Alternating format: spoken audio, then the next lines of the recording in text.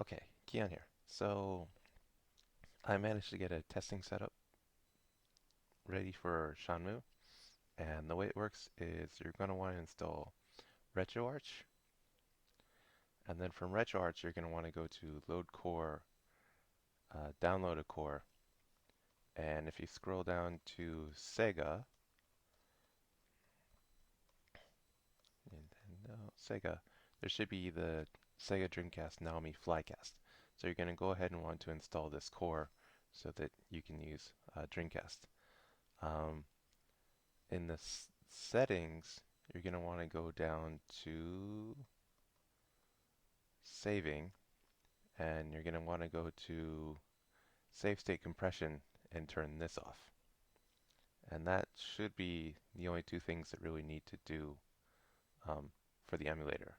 And then from there, you can go to main menu, load content, start directory, and then locate your Shenmue ROM.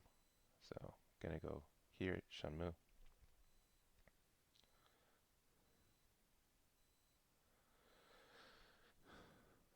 Okay, and then I'm just going to go ahead and load the game, which should be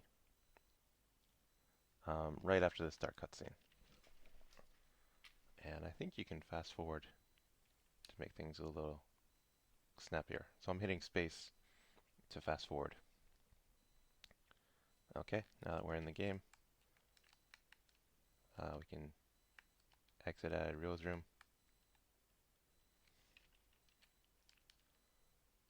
And my computer's probably going to be pretty choppy because I have a crappy computer and I'm running a game and recording at the same time. So kind of excuse the choppiness.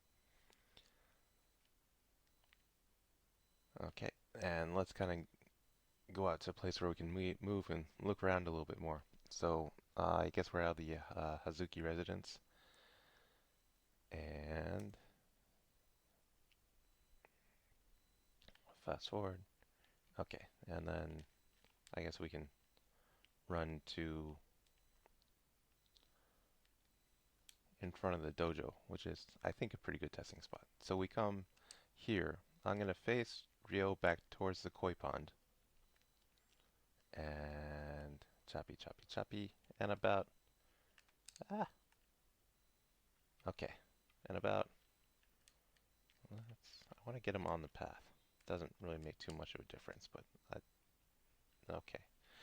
And we're gonna hit F2 to make a save state. So over, let's see, my documents.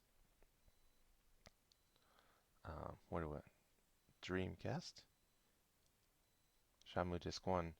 Here's where the ROM is. I think that should be it. Dreamcast Shenmue Disk 1. So we're gonna go ahead and hit F2 to create a save state. And once we do, it's going to create a state and it's going to be about 26 megabytes. So what we're going to do next is I'm going to open this with a hex editor. I use a command line hex editor, but whatever hex editor you want to do. And what I do next is you can search Akira Kamae, and then this will take you to the point where motion.bin is loaded into memory. So if we compare this to the actual, like here I don't have to. So this is motion.bin on its own in a hex editor, and then this is motion.bin where it's loaded into memory because it should be loaded into memory. And from there, we can take this offset and we can take this offset and we can compare them. So I think that they should be the same. 13 AF0 and this should be about A87. Yeah, A87. So every time I've made this, this has ended up in the same position in the memory file. So it should be about here. And so we can do another jump and go to here, which is the walking animation. And then we can find the difference between these two offsets, and then we can calculate where that would be in memory. So we can go into memory and jump here. And this should be about where the walking animation is. And I'm just going to go ahead and be lazy, and we're going to throw some zeros in here. And write that. And then we're going to want to go back to RetroArch. We're going to hit F4 to load our state.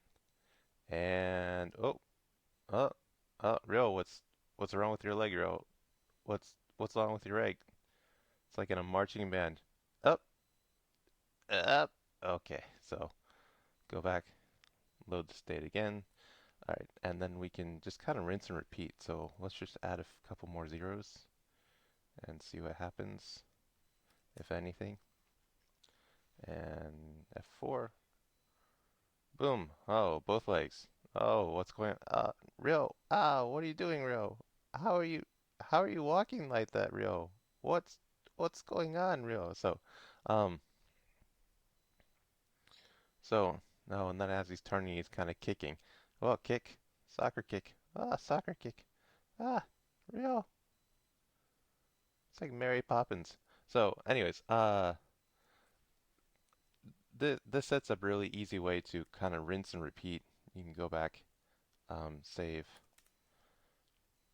and then load it again, and then Rio's back to walking normal. So this is the easiest and quickest way I found to test for animations is if you can get the save state and then find where the location of memory is in the save state that you want to test, then you just kind of look through and parse these values and just say, okay, just kind of go through and look it down again. Okay, if these are each of the bones should be this value, and then these are the keyframe values, and then this is the game interpreting it. So if this is 90 degrees, okay, let's check. Okay, let's put it down to 45 degrees. Okay, let's check.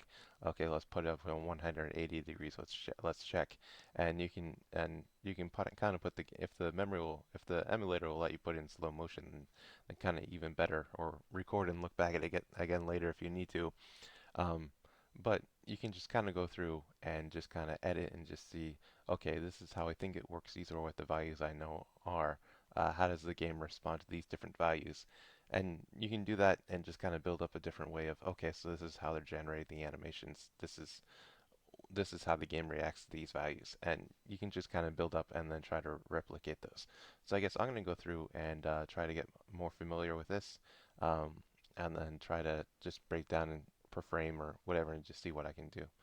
So anyways, but this just wanted to make a quick video to demonstrate how uh, emulators can be used for this kind of quick rapid fire memory testing. Although if you can do the same thing in PC, like with Cheat Engine and track it down, then that's perfectly viable too.